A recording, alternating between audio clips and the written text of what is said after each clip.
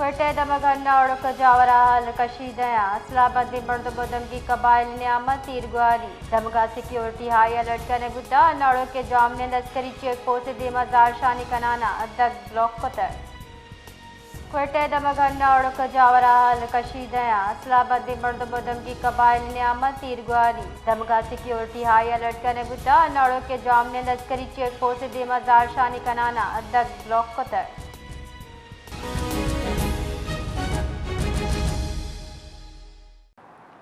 جی بلال، ہنا اڑک واقعے کے مزید کیا تفصیلات ہیں؟ جی بالکل، کوئٹہ شہر سے 20 کلومیٹر کی مسافت پر واقع وادی ہنا اڑک کی قلعی ببری میں گزشتہ شب مسلح دہشت گردوں اور اڑک قبائل کے درمیان خونریز جھڑپوں کا واقعہ رونما ہوا جس کے بعد سے صورتحال وہ تاحال کشیدہ ہے۔ ان جھڑپوں کے دوران 4 افراد جاں بحق اور 20 سے زائد زخمی ہونے کی اطلاعات سامنے آئی ہیں، جبکہ متعدد افراد لاپتہ بھی بتائے گئے ہیں، جو کہ اب تک لاپتہ ہیں۔ اور اب تازہ ترین اطلاعات کے مطابق متاثرہ علاقے سے مزید 9 لاشیں برآمد ہوئی ہیں، جو کہ ان لاپتہ افراد کی ہی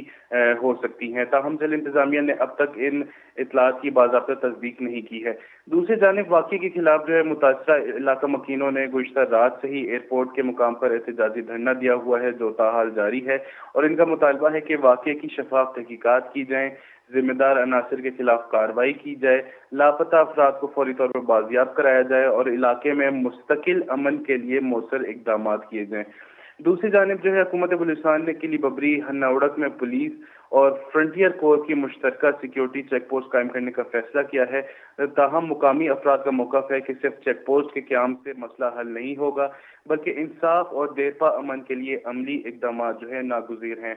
دوسری جانب ایئرپورٹ روڈ کے مقام پر جو دھرنا جاری ہے، اس کی وجہ سے شہر بھر میں جو ٹریفک کا نظام ہے وہ بھی درہم برہم ہے، اور تمام جو راستے ہیں جو کہ کوئٹہ ایئرپورٹ روڈ سے متصل ہیں، وہاں پر ٹریفک کی روانی شدید متاثر ہے، جس کی وجہ سے شہریوں کو بھی کافی مشکلات کا سامنا ہے۔ جی بہت بہت شکریہ۔